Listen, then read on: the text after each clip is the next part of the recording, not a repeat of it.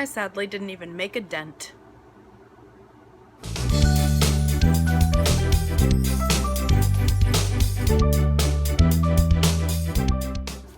Hello Bookworm family, welcome back to my channel. If you're new, I'm Danny. Go ahead, hit that subscribe button down below. Don't forget to turn on the notification bell because I am posting every Sunday and an occasional Wednesday. And if you're not already following me on Instagram or Twitter, please be sure to do that. The handle for both is at @the_dancing_bookworm. I post on there full book reviews and lots of bookish content, so go check it out. So June was not a great reading month. I only read 6 books. That's the least amount of books that I've read this entire year, but June got crazy. We went back to work.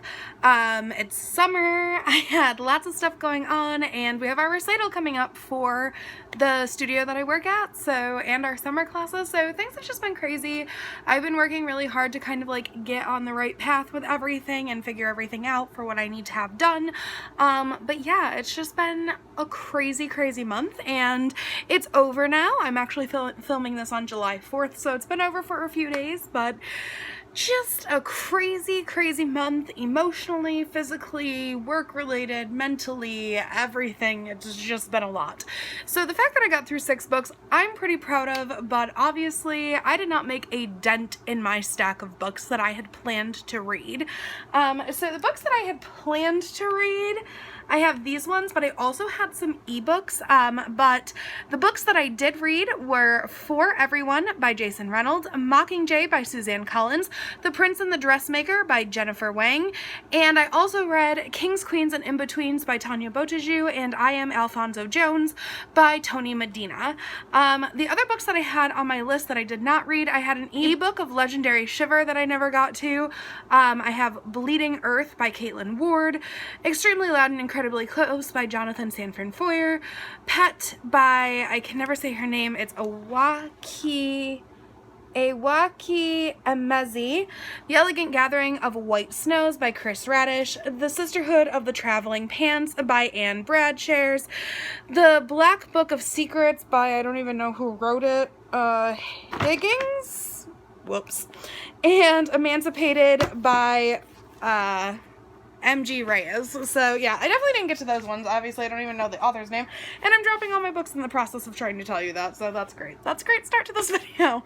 But I did read 6 books, and I do have intentions of, in the month of July, reading Bleeding Earth and Extremely Loud and Incredibly Close. These 2 have been put in my Bookerty, and I do need to read them this month, so please go ahead and check that out. That Bookerty video will be in the description box down below, or up above, you know, all that jazz. I should probably add that I'm filming this at 1 in the morning, so if I'm not, like, speaking normal, probably because I'm a little overtired. I just got, like, a second wind, and I was like, yeah, that needs to get done, might as well do it now, but yeah, I'm pretty tired, so probably not going to make much sense. But we are going to talk about the books that I did read, the 6 books that I did read this month. So, overall statistics, we had 1 realistic contemporary, 2 sci-fi fantasy, 1 poetry, and 2 other. For reading level, I had 1 children, 4 young adult, and 1 new adult. For format, I had 3 paperbacks, 1 ebook, 1 audiobook, and 1 graphic novel. And for ratings, I had no 1 stars, no 2 stars. I had 1 3-star, 2 4-stars, and 3 5-stars. So overall, they were pretty high-rated books, but I just didn't get to a lot of them. So we're going to jump in and talk about the books that I did read.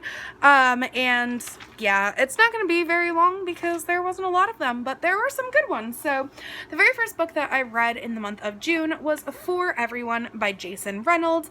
This is like a poem letter kind of thing that he wrote back in his like early mid-20s, and it's just kind of like a build up of like, you don't need to make it now, like you have lots of life left in you, like just keep going. If it's your passion, do your passion, like and don't settle kind of thing. I did give this 5 stars. This was for the TBR for a short read, so for my book review for a short read, and I thought this was really good. It was very inspirational. There was a lot of parts in it that I absolutely just connected immensely to, and I'm trying to find this one part because I just feel like it's important to hear. So it says, at 16, I thought I would have made it by now. At 18, I said 25 is when I'd make my first million. At 25, I moved back in with my mother, bill collectors breathing on me like Brooklyn summer. And now at almost 28, I'm just almost 28, and I got no answers. So I just think that that's really important. Like, as a 28-year-old, I still have no answers. So this was very inspirational. I really highly suggest everyone read it because it's just, it really is for everyone. Everyone needs to hear it. So the next book that I read in the month of June was this graphic novel called The Prince and the Dressmaker by Jen Wang. This is about a prince who secretly likes to dress up as a woman, and he hires a dressmaker to make secret gowns for him. And she does this and offers to keep his secret and everything like that, but then she realizes that keeping his secret also means kind of preventing herself from following her dream of being a famous dressmaker, so she's kind of torn between her loyalty to him and her passion and dream. So this is really good. The artistry was kind of your basic graphic novel. I wasn't like a huge, like, wasn't fantastic to me or anything, but the plot line was really good. I normally don't like graphic novels. They're either like a full 5-star for me or a 1-star, and this one was a 4-star for me. This was the TBR prompt for LGBTQ+ rep, and it really just kind of made me happy. Like, it was a happy read. The ending was definitely kind of like illogical. Like, I don't think it would have actually happened for the time period, but it was really fun, and I read it in like, I think I read it in like a day, like not even a full 24 hours, because it was just really fun. I didn't want to put it down, so I liked it. It was cute. So the next book that I read as an ebook. It is a graphic novel, and it is called I Am Alfonzo Jones by Tony Medina. This is about Alfonzo Jones, who is a theater student. He's a trumpet player. He's a really good kid. He's on a roll, and he finds out his dad is being released from prison from a crime that he didn't commit, and he goes to the store one day with his best friend to buy a suit. While he's at the store, he is shot by a white cop and killed because he is black, and they thought the hanger in his hand was a gun and that he was going to shoplift. This then takes us on a journey of his afterlife, where he meets other black people or people of color who have been killed for no reason, just simply based on the color of their skin. And it also takes us through his mother and his best friend's grieving process and the protests that are happening in his name and stuff like that. It is very, very heartfelt and unfortunately still true to the day and age we live in. This was written in 2017, and that blew my mind because some of the things that were happening in it are things that happened recently. There actually is a person that's talking about how they were choked by a cop and like screamed out in their death that they were being killed by a cop via choking and strangulation, and that recently happened. So I mean, it's crazy that these problems in the world have not been solved yet. It was a very eye-opening read.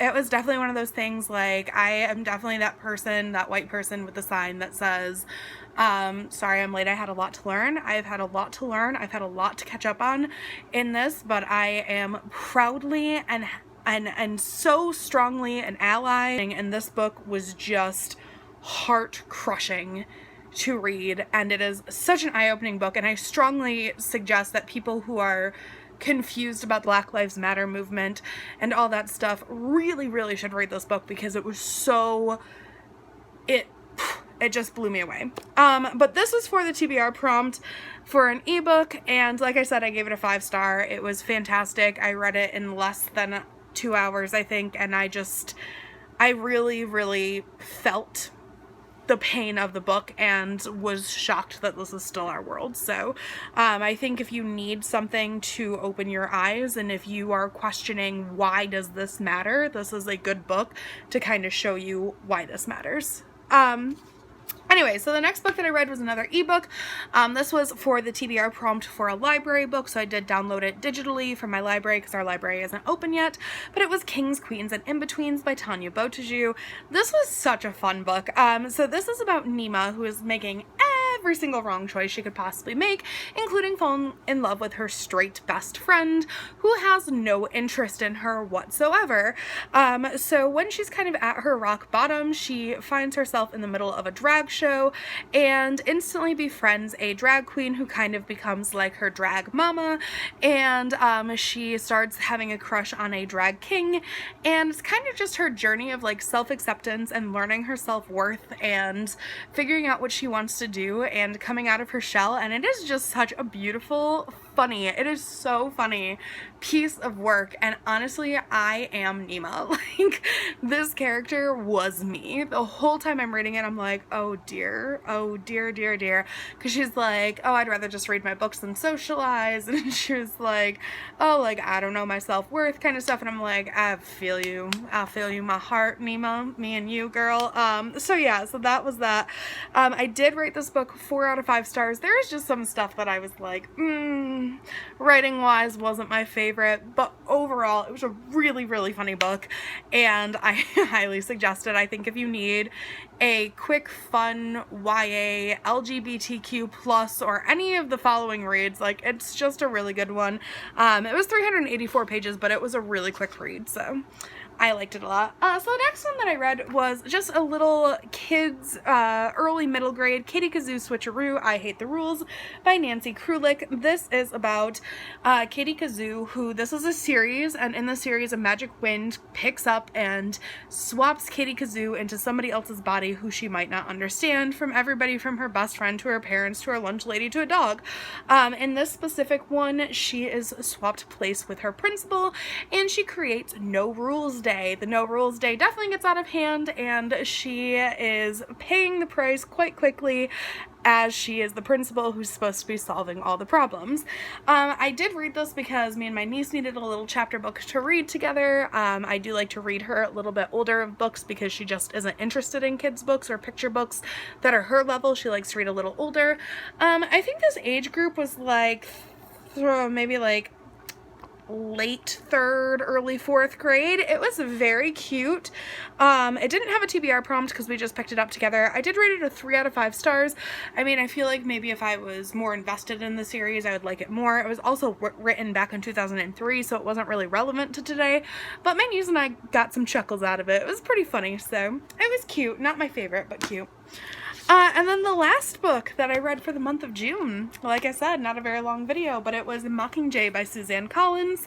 This is the 3rd book in the Hunger Games trilogy, which I guess is not really a trilogy anymore because they just came out with the prequel, but whatever, still a trilogy. But this is about Katniss Everdeen, who is safe in District 13 now. I hope I'm not spoiling the books for anybody. If you haven't read this, then fast forward a little bit, but I feel like it's not really a surprise. I think everybody knows what Mockingjay is about. But she is safe in District 13, but Peeta has been captured by the Capitol. District 13 is determined to make Katniss the symbol of the rebellion as the Mockingjay, but she doesn't want to do it without Peeta's safety, so she is fighting back and forth between trying to help herself and help these people that are trying to help her, but she really only cares about getting Peeta back and making sure he's safe, and it's just a lot of war and her deciding who the real enemy is and stuff like that. It's very dense, I think, for a lot of it. It's not my favorite of the Hunger Games books. I think it's my least favorite of the Hunger Games books, just because so much of it is dense. But I will say, once it gets to the part where Katniss is kind of having her turnaround and there's the interviews with Finnick and he talks about what happened with him and Joanna and stuff like that, I'm trying not to spoil it too much, but I feel like once it gets to that part, oh, and the parts with Haymitch and stuff, like, I feel like that's when it turns around and it gets really good. So maybe like halfway through the book, like if the first half wasn't there, the second half is really good, but it's not my favorite, but I still did give it a 5 out of 5 stars because the ending is really good, and it kind of is just like a full circle of like, why did any of this have to happen to begin with? It all just ended the same anyway, kind of thing. And it's it's interesting because I feel like right now where we are in our world is there's people out there who are like, oh, like, the government is so great, the government's so great. And I'm like reading Mockingjay and I'm like, this is our government. Like, we're not killing children, we're just killing other people. It's fine. No. Like, it's so weird to me that people are like, oh, that's just a book, it's fictional. Well, fiction comes from somewhere, so it was a kind of an eye-opening read, and that was for the TBR prompt reread, but obviously I've read all the Hunger Games before, except for the new one that just came out, which I'm hoping to read, not in July, but August, because I just couldn't fit it in my July TBR, or maybe listen to it on audiobook, I don't really know, but yeah.